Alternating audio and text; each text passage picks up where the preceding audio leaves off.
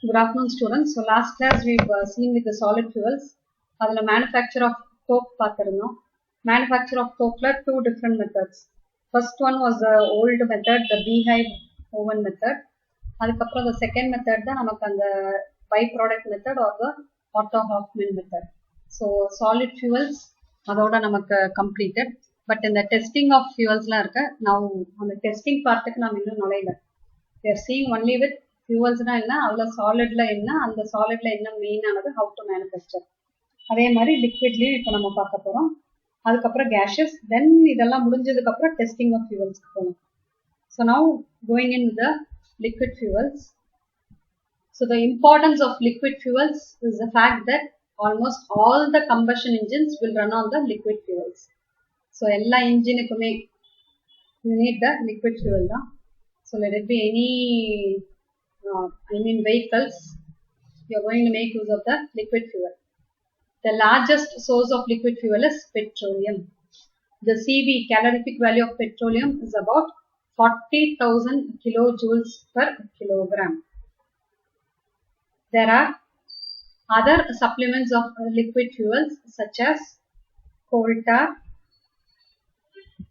crude benzol, synthetic liquid, that is a synthetic liquid fuel that is made from the coal, etc. Now coming into petroleum in special, the term petroleum means rock oil. So here rock oil na first nama adha eppadi edukka porona, we are going to get it from that under the earth's crust da. It is also called as the mineral oil. Petroleum is a complex mixture of paraffinic, olefinic and aromatic hydrocarbons with small quantities of organic compounds containing oxygen, nitrogen and sulfur. So in the paraffinic, olefinic, aromatic, idella nothing but adu enna groups irukkuங்கிறது. இப்போ இந்த CH groups இல்ல N இருக்கா S இருக்கா என்ன இருக்கு அப்படிங்கறத base பண்ணி what is the mixture of it அப்படிங்கறது இதனோட content I'll also share it again. So for example, what are the main elements? Carbon, hydrogen, sulfur, oxygen, nitrogen. இப்போ இதுக்கு பார்த்தோம்னாக்கா carbon 80 to 87, அதாவது ஒரு நல்ல petroleum good composition will have this much அப்படிங்கிறது. Hydrogen will be around 11 to 15, sulfur 0.1 to 3.5, oxygen is 0.1 to 0.9 and nitrogen is 0.4 to 0.9. The ash of the crude oil. So the crude oil and edukra ash is 0.1% metals. Example enna irukku adula silicon, iron, aluminum, calcium, magnesium, nickel and sodium. Crude oil is a mixture of straight chain paraffins and aromatic hydrocarbons. Example benzene, toluene, naphthalenes, etc. So idu nam enga irundhu edupona crude oil irundhu da edukka porom. So the crude oil irundhu you will be getting the petroleum based by doing the distillation. So the crude oil la ennalla content irukum. So it will have both straight chain paraffins and aromatic hydrocarbons. So aromatic அப்படினாலே you will be having that rings. So benzene, toluene, naphthalene இதெல்லாமே நமக்கு அந்த ring structures. Sulfur is present in the form of derivatives of hydrocarbons like sulfur எப்படியெல்லாம் இருக்கும் alkyl sulfides, aromatic sulfides, etc. Nitrogen is present in the form of pyridine, quinoline derivatives, pyrrole, etc. So இதெல்லாமே இந்த pyrrole related இதெல்லாம் நீங்க படிச்சிருப்பீங்க 12th chemistry லயே. So just என்ன terms மட்டும் இது பண்ணிக்கோங்க, பட் அத பத்தி டீடைலா நம்ம போணும்ங்கிறது கிடையாது. Combined oxygen is present as carboxylic acid, CO, ketones and phenols. The objectionable odor of crude petroleum is due to odorna and the smell is due to the presence of sulfur compounds in it. So நம்ம ஒரு petrol அடிக்கிறதுக்கு போறோம், you can just feel that smell. So the reason is the presence of sulfur. So on the crude petroleum, I've told that you will be doing that distillation. So on the distillation பண்றப்போ நமக்கு என்னெல்லாம் கிடைக்கும்? So you'll be getting paraffin wax and the name is paraffin base. அதுல என்ன இருக்கும்? Straight chain hydrocarbons and small amount of naphthenes and aromatic hydrocarbons. Then you will be getting residue, leftover. Okay, asphalt, the name is asphaltic base, it will have aromatic and naphthenic hydrocarbons. Then paraffin wax and asphalt, it's a mixed base, you will be having both paraffins, naphthenes and aromatic hydrocarbons. So இதெல்லாம் just in the introduction part is of least important. So இது ரொம்ப நம்ம concentrate பண்ணுங்கிறது கிடையாது, just தெரிஞ்சு வெச்சுக்கோங்க, might be asked for 2 marks அவ்வளவுதான். Now we are going to enter into the main part, processing of crude petroleum. So petroleum உங்களுக்கு ஏற்கனவே சொன்னா it's under the earth's crust. The oil is found floating over salt water or brine, nothing but NaCl. So இது வந்து எப்பயுமே உங்களுக்கு தண்ணி இருக்குன்னா தண்ணிக்கு மேல நமக்கு ஆயில் மிதந்துட்டு தான் இருக்கும். So that's why the oil is found floating, oil மிதந்துட்டு இருக்கு எதுக்கு மேலனா salt waterக்கு மேல. So earth's crustக்கு கீழ போனோம்னா நமக்கு you will not be getting the pure water. Generally accumulation of natural gas occurs above the oil. அந்த ஆயிலுக்கு மேல you will be having the natural gas. We can see that இது ஒரு just simple diagram to show how we will be pumping the oil. So compressed air at high pressure நம்ம air அனுப்புறப்போ there will be a force exerted on the oil. So நமக்கு ஆட்டோமேட்டிக்கா oil வெளியே வந்துரும். And also parallelly in a simultaneously there's going to be a digging. So இந்த தண்ணி boring போடுறதுங்கிறது என்ன பண்ணுவாங்க, hole, they'll be digging a hole and also அந்த hole dig பண்றப்போ parallel நமக்கு அந்த pressure create ஆகும். So the same concept தான். So pumping of oil, a simple diagram. Now coming into the refining of petroleum. So like cleaning. Crude oil reaching the surface generally consists of mixture of solid, liquid, gaseous hydrocarbons containing sand and water. So என்னெல்லாம் இருக்கும் அந்த crude oil, அப்படியே நம்ம அந்த நிலத்தடியிலிருந்து எடுக்கிறதுல என்னெல்லாம் இருக்கும். So நிறைய ஹைட்ரோகார்பன்ஸ் இருக்கு, கூடவே நமக்கு தேவையில்லாத மண், தண்ணீர், சால்ட் வாட்டர், டஸ்ட், டர்ட் எல்லாமே இருக்கு. After the removal of the dirt, water and much of the associated natural gas, அதாவது இதெல்லாம் ரிமூவ் பண்ணிடுறோம். After the removal of the dirt, water and the gas, அந்த ஆயிலுக்கு மேல கேஸ் இருக்கும் இல்லையா, the crude oil is separated into a number of useful fractions. So அந்த remaining அந்த dirt, dust, gas இதெல்லாம் எடுத்துட்டோம்னா நமக்கு அந்த ஆயில் மட்டும்தான் இருக்க போகுது. அந்த oil you are going to do fractional distillation. Fractional distillation னா அப்படியே பார்ட்டா பிரிக்க போறோம். You are going to do the distillation layer by layer னு சொல்லலாம், இல்லனா fraction by fraction or part by part. The resulting fractions are then subjected to purification. So இப்படி தனித்தனியா பிரிச்சதுக்கு அப்புறம் we are going to carry out the purification, which is known as refining of petroleum. So purification is the refining of petroleum. Demulsification. So what are the steps involved? The crude oil coming out from the well is in the form of stable emulsion of oil and salt water. So இதேதான் இவ்வளவு நேரம் நம்ம சொல்லிட்டு இருக்கிறது. அந்த வெல்லுங்கிறது அந்த நிலத்தடியில இருந்து earth's crust, the well will be having the stable emulsion of oil and also salt water, so which is yellow to dark brown in color. So எப்படி இருக்கும் the color of it நம்ம வெளியே எடுக்கிறப்போ. The demulsification is achieved by Cottrell's process.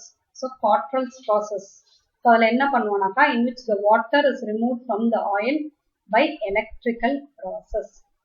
So electrical process மூலமா water will be removed. The crude oil is subjected to an electrical field when droplets of colloidal water coalesce. Coalesce என்ன, ஒன்னோட ஒன்று சேர்ந்துக்க போறாங்க. So அந்த crude oil இருந்து தண்ணியை remove பண்ணிடுறோம். இப்போ அந்த crude oil வந்து you are going to give some electrical field. So அப்படி electrical இது கொடுக்கிறப்போ the droplets of colloidal water will coalesce. coalesceனா எப்படி சொல்றது, எல்லாம் ஒன்னோட ஒன்று சேர்ந்து அந்த தண்ணியெல்லாம் நம்ம தனியா எடுத்துட போறோம் to form large drops which separate out from the oil. So in the electrical current or you can say or electric shock, whatever it is, but you are going to continuously pass the electric field, only then அந்த இருக்கிற எல்லாத்தையும் நம்ம remove பண்ணிடுவோம். சும்மா ஒரு second கொடுத்து எடுத்தோம்னா there will be of no use. இப்போ இந்த Cottrell's processல நம்ம இந்த வாட்டரை ரிமூவ் பண்ணிடுறோம். நமக்கு ஆயில் இருக்குது, there is a crude oil that is left behind. இப்போ அதை மறுபடியும் என்ன பண்ண போறோம்? So the next thing is removal of the harmful impurities. Excessive salt content like sodium chloride or magnesium chloride can corrode the refining equipment. So இதெல்லாமே should be removed. These are removed by washing with water. The objectionable sulfur compound are removed by treating the oil with copper oxide. So copper oxide pass பண்ணோம்னா sulfur will go along with the copper. The copper sulfide மாறிடும். The copper sulfide so formed is separated by filtration. The next part is a very important step, which is the fractional distillation. So first தண்ணியை remove பண்ணிடுறோம், அதுக்கப்புறம் தேவையில்லாத impurities remove பண்ணிட்டோம். Now going into the main part, which is the fractional distillation, and this is called as the distillation tower. So இது ஏன் டவர்னு சொல்றோம்னா பார்க்கிறதுக்கு it's a long vertical column, so we call it as a tower, and then you are going to distill it. So தனித்தனியா layer by layer you can see இங்கே இந்த diagram பார்த்தீங்கன்னாக்கா you will be passing. So first in the diagram explain பண்ணிடுறேன், then the theory when we just look onto it will be easy for you. So this is the crude oil that we are going to pass it into this distillation tower. So இந்த crude oil நம்ம அந்த earth crustல இருந்து எடுத்து அந்த தண்ணியை எடுத்தாச்சு, impurities எடுத்துட்டோம். இப்போ இதை நான் first initially furnaceல அனுப்புறேன். Reason எதுக்காகனா to heat the crude oil. So we are going to preheat the crude oil. Temperature பார்த்தோம்னாக்கா ஒரு 350 to 380 போதும். அதனால furnace ஒரு 400 degree Celsius வரைக்கும் நம்ம ஹீட் பண்ணிருக்கோம். Then when the oil is going to be sent into this distillation tower, நமக்கு எப்பயுமே தெரியும் ஹெவியான particles கீழே செட்டில் ஆவாங்க, light particles will float or they will try to escape. So அதுதான் main concept இங்கே. So crude oil, we've seen that it's a mixture of many components. So many components or many compounds நாலும் மெயினா அதில் என்ன இருப்பாங்கன்னா they are a fuel. So we'll be having the carbon compounds தான் மெயினா இருக்கும். அதுலேயும் the heavy compounds, so we can see that heavy oil அவங்களோட கண்டென்ட் பார்த்தோம்னா C17லேருந்து C30 வரைக்கும் இருப்பாங்க, அதாவது கார்பன் எலிமெண்ட். அதுக்கு அடுத்தது இன்னும் கொஞ்சம் மேலே போனோம்னா diesel oil is having from C10 to C18. அதை விட கொஞ்சம் கம்மி டென்சிட்டி பார்த்தோம்னா கெரோசின் C10 to C16. அதை விட கம்மியானது naphtha which is C9 to C10. அதுக்கப்புறம் gasoline is lighter than those, so C5 to C9. அதை விட lighter one is the petroleum ether, C5 to C7. Then the weightless gases which is ranging from C1 to C4 will escape at the top of it. Okay, இப்போ இந்த process எப்படி நடக்குது அப்படிங்கறத பார்க்கலாம். crude oil நான் heat பண்ணி நான் அனுப்பிச்சிடுறேன், and together we are also going to send the steam. So you can see that steam is being sent over here. So this distillation tower, it is having a number of trays. So in the horizontal இருக்கலையா இதெல்லாம் ஒரு ட்ரேன்னு நாம நினைச்சுக்கிறோம். இது ஒரு tray, இது ஒரு tray, இங்க ஒரு tray. So we are having a number of trays. So இந்த ட்ரேல பார்த்தோம்னாக்கா இப்போ இந்த கீழே இந்த bottom most இது பார்க்கலாம், இது ஒரு tray, and it is having a number of chimneys. chimneyனா என்ன, ஏதோ ஒரு passage. So இங்க ஒரு passage இருக்கு, இங்க ஒரு passage, இங்க ஒரு passage. So it is going to, எதுக்காக இந்த பேசேஜ்னா சிம்னி அப்படின்னு ஏன் பேர் சொல்றோம், அது வழியா தான் நமக்கு ஏதாவது எஸ்கேப் ஆகணும்னு ஆக போகுது. ஸோ இங்கே எஸ்கேப் ஆக போகுது, அதுக்கப்புறம் அடுத்த லேயர் போகுது, அதுக்கப்புறம் அடுத்த லேயர் போகுது. ஸோ த்ரூ விச் இந்த சிம்னி வழியா தான் நமக்கு வேப்பர்ஸ் மேலே ஏற போகுது. நவ் ஸோ இதெல்லாம் பார்த்தோம்னா open chimneys. Now look on to the either side. Okay, இது வந்து like you can also say that இந்த ரெண்டை மட்டும் நம்ம சிம்னின்னு கன்சிடர் பண்ணிக்கலாம். இது ஜஸ்ட் த டைரக்ஷனை காட்டுறதுக்காக, இந்த பாத்வே காட்டுறதுக்காக இந்த இருக்கு. So நீடன்ட் worry about this centre part. இல்லை நீங்கள் ஒரு 2 தான் வரையணுங்கிறது கிடையாது, 3 சிம்னி 4 சிம்னி கூட வரைஞ்சிக்கலாம். So this is 1 chimney, this is 1 chimney. அடுத்த ஹரிசாண்டல் ட்ரீல 2 சிம்னி, இப்படி ஒரு இதுலேயும் 2 சிம்னி இருக்குன்னு வச்சுக்கலாம். இப்போ இந்த சிம்னியில் பார்த்தீங்கன்னா யூ ஆர் ஹேவிங் ஒரு ஸ்மால் ஒரு சிலிண்ட்ரிக்கல் என்ன சொல்லலாம் கேப் மாதிரி மேலே க்ளோஸ் பண்ணியிருக்கிறது உங்களுக்கு தெரியும்னு நினைக்கிறேன். So this is chimney, 2 vertical lines காட்டுறது சிம்னி, அதுக்கு மேலே ஒரு கேப். ஸோ இந்த கேப் எப்படி இருக்குன்னா ஃபுல்லாக டைட்டாக க்ளோஸ் ஆகிருக்காது. தே ஆர் லூஸ் கேப்ஸ், அப்படியே லூஸாக இருக்கும். அது லூஸாக இருக்கும் and we call it as the bubble caps. So இது எதுக்காக வந்து லூஸாக இருக்குது அப்படின்னாக்கா, இப்போ இன்கேஸ் டைட்டாக க்ளோஸ் பண்ணியிருக்கோன்னா இந்த வேப்பர் இங்கேருந்து இங்கே மேலே ஏறுறதுக்கு ஒரு வழியே இல்லைன்னா நமக்கு டிஸ்டிலேஷனே நடக்காது. ஸோ இந்த வேப்பர் இந்த ப்ரெஷர்னால இங்கே மேலே போகிறப்போ, I mean vapour is creating a pressure. Vapour ஸ்டீம்னால என்ன, உங்களுக்கு வீட்டில் தான் சுடுதண்ணி காய்ச்சறப்பே நம்ம மூடி போட்டு மூடணும்னா ரொம்ப ஃபுல்லாக தண்ணியை வச்சு க்ளோஸ் பண்ணாலும் மூடிய கீழே விழுந்து இதெல்லாம் சொல்லியிருக்கேன். Reason is pressure is going to be created because of temperature. அதே கான்செப்ட் தான் இங்கேயும். ஸோ இந்த லூஸ் கேப், அதனால தான் லூஸ் கேப் இருக்கு அப்படின்னாக்கா இந்த ஸ்டீம் இங்கே ரைஸ் ஆகிறப்போ பிகாஸ் ஆஃப் த ப்ரெஷர் அந்த கேப் அப்படியே லைட்டாக ரைஸ் ஆயிரும். ஸோ அடுத்த சிம்னி இதுக்கு போயிடும், அடுத்த ட்ரெயில இருக்கிற அடுத்த சிம்னி இதுக்கு போயிடும். ஸோ சிமிலர்லி இங்கிருந்து வர அந்த கேஸ் நமக்கு இந்த பேசேஜில் இப்படியே மேலே போகும். Okay, through the number of chimneys, through all the horizontal trays, it is going to pass. So for them to go out, we are having the cap that is closed. எதுக்காக கேப்பை வச்சு close பண்ணணும், அப்படியே மேலேயே போகலாம் இல்லையா? Correct. The reason why we are closing it with cap is, இந்த gap வழியா கீழே இருந்து மேலே போகிறவங்க தான் போகணும். இங்கே இந்த ப்ராசஸ் முடிஞ்சதுக்கப்புறம் there will be the liquid that is going to flow down. So அந்த டவுன் லிக்விட் காட்டுறது தான் ஆக்சுவலி இந்த சென்டர் இது. இங்கே நமக்கு இப்போ இந்த பாத்திரத்தை வச்சு நம்ம சூடு பண்ணுறோம் அப்படிங்கிறப்போ தட்டில் மேலே உங்களுக்கு அந்த தண்ணி தேங்கி நின்று இருக்கும் இல்லையா? இல்லை வீட்டில் ஏதாவது சமைக்கிறப்பே நம்ம க்ளோஸ் பண்ணி சமைக்கிறோம் அப்படின்னாக்கா மேலே க்ளோஸ் பண்ணியிருக்கிற இதில் தண்ணி ஃபார்ம் ஆயிருக்கு, வாட்டர் ட்ராப்லெட்ஸ். இல்லை சமைச்சு முடிச்சதுக்கப்புறம் சூடாக எதையாவது நம்ம க்ளோஸ் பண்ணாலே அதில் மேலே தண்ணி ஃபார்ம் ஆயிருக்கும். அதே கான்செப்ட் தான் இங்கேயும். You will be having the liquid droplets formed over here. அதுக்கப்புறம் கொஞ்சம் கொஞ்சமாக அப்படியே அவன் சொட்டு சொட்டா விழ ஆரம்பிக்கும். அப்படி அந்த வாட்டர் ட்ராப்லெட்ஸ் ஃபார்ம் ஆனது கீழே விழுறப்போ நம்ம இந்த இதில் இந்த பேசேஜில் எந்த பாதிப்பும் இல்லாமல் நம்ம இந்த சென்டர் வழியாக மட்டும்தான் போகணும். சென்டர்னா அதாவது த்ரூ சம் அதர் வே தான் அவன் போகணும். He should not disturb the chimney passage which is with the loose caps, the bubble caps.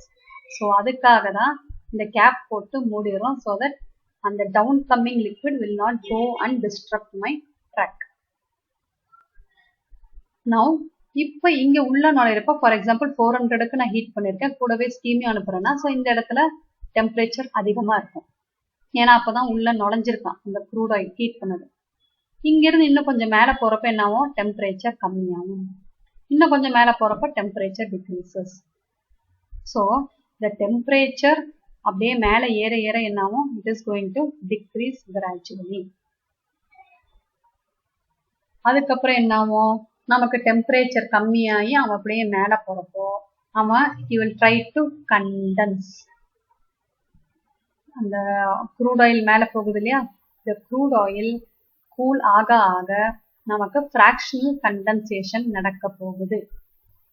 So a fractional condensation is going to take place as this crude oil which is going to be heated through a furnace and as also steam is going to be passed.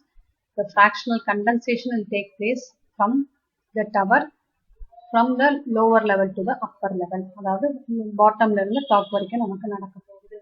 அப்படி அந்த fractional condensation நடக்கிறப்ப தான் because of that condensation you are going to get separated or distilled liquids on each column. So இருக்கிறதுலே ஹெவியானது condense ஆகி நமக்கு இங்கே heavy oil கிடைக்குது. அதுக்கப்புறம் diesel oil, kerosene, naphtha, gasoline, petroleum ether அந்த டாப் மோஸ்ட் நமக்கு அந்த கேஸஸ் வெளியேற போகிறாங்க. So this is mainly with the fractional distillation of crude petroleum. So So now let us go on to the theory part of it. இது ரொம்ப ரொம்ப ரொம்ப முக்கியமான ஒரு question and it is a இது இல்லாம எந்த கொஸ்டின் பேப்பரும் 90% இருந்தது கிடையாது. இந்த டயக்ராம் மட்டும் நீங்க வரைஞ்சிக்கிட்டீங்கன்னாவே ஈஸியா நீங்க அந்த தியரி கண்டென்ட்டை எழுதிடலாம். So the hot vapors, the theory part of it, the hot vapors from the crude are passed through a tall fractionating column. So that is called as a bubble tower, or we can also call as a distillation tower. Bubble tower consists of horizontal trays which is provided with a number of small chimneys through which the vapor is going to rise. So மேலே ஏறப்போறாங்க. These chimneys are covered with the loose caps which is called as the bubble cap. இப்போ இதெல்லாம் நான் சொன்னது அந்த diagram பார்த்து, so I am just reading it out. These bubble caps help to provide an intimate contact between the escaping vapors and the downcoming liquid. So இந்த bubble caps நம்ம close பண்ணி வச்சிருக்கோம். நமக்கு வேப்பர்ஸ் மேலே போகும், லிக்விட் வரப்போ அந்த கேப்புக்கு மேலே தான் விழுகும். அந்த கேப்பை திறந்து உள்ள விட மாட்டோம். ஓகே, ஸோ அந்த பபிள் கேப்ல நமக்கு வேப்பரும் கான்டாக்ட்ல இருக்க போறான், லிக்விடும் கான்டாக்ட்ல இருக்க போறோம், அவ்வளவுதான். மற்றபடி உங்களுக்கு வேப்பர் அந்த லிக்விட் கான்டாக்ட்னா உடனே don't think that they are going to mix. The temperature in the fractionating tower decreases gradually on moving upwards. ஏன்னா ஃபர்னஸ்ல இருந்து வெளியே வரப்போ நமக்கு டெம்பரேச்சர் அதிகமா இருக்கும், கொஞ்சம் நேரம் கழிச்சு போக டெம்பரேச்சர் கம்மியாகும். As the vapors of the crude oil go up, they become gradually cooler and the fractional condensation is going to take place at different height of the column. So ஒரு இதுல ஒரு output you are going to get. So the residue from the bottom of the fractionating tower is vacuum distilled to recover various fractions. Residue. So this one, the heavy oil, the residual part. So இதை என்னெல்லாம் பண்ணலாம், இப்போ அந்த by product ஒன்று பார்த்தாலே அது மாதிரி இதில் என்னெல்லாம் பண்ணலாம். The residual oil from the primary fractionating column, அதை மறுபடியும் நம்ம ஃபர்னஸ்ல ஹீட் பண்ணி அனுப்புறப்போ then once again அதே கான்செப்ட், அதே மாதிரி ஒரு டிஸ்டிலேஷன் டவர் எடுக்கிற, for having that bubble caps, chimneys.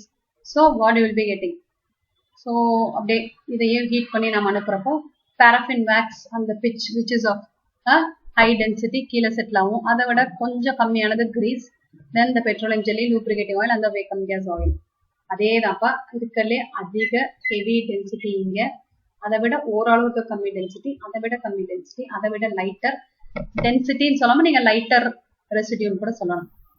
Then இருக்கலே the least or the lowest weight residue, vacuum gas oil on the top.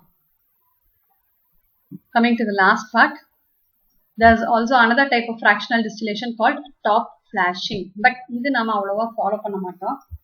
So இதுல என்ன பண்ணுவாங்க அப்படின்னாக்கா, எப்படி இந்த சேம் திங் இந்த ரெசிடியூவல் ஆயிலை வந்து எப்படி நம்ம பிரிச்சு எடுக்கிறோங்கிறதுக்கு, in top flashing there's a better control of the product composition but requires more pumps and instruments and hence it is an expensive process.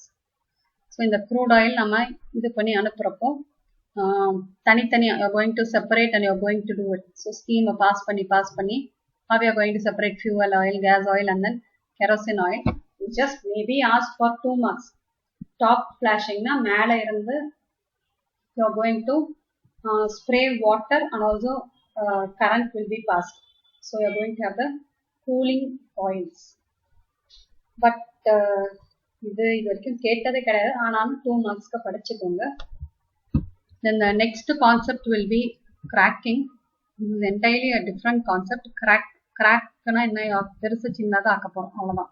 But it's a little bit lengthier concept. இன்னைக்கு இதோட போதும். For today let me stop with this. So we have started with liquid fuels. So liquid fuelனா என்னங்கிறத பார்த்தோம். அதுக்கு மெயினானது petroleum, அதனோட composition, then அதை mixture, what all the main contents in it, அந்த ரெசிடியூல ஆஃப்டர் டிஸ்டிலேஷன் என்னெல்லாம் மெயினாக கிடைக்கும், then processing of crude petroleum, ரிஃபைனிங்க்கு what are the main steps, emulsification, then you are going to remove the impurities and finally the fractional distillation, which is the most important part. And the fractional distillation la da namakku kerosene, diesel, petroleum idellame kedaikudhu. Then finally and the heavy oil keela irukra and the heavy residue marubadiyu nama pirichu grease, petroleum jelly, lubricating oil, vacuum gas oil la maathurom. So for today this is enough. Thank you.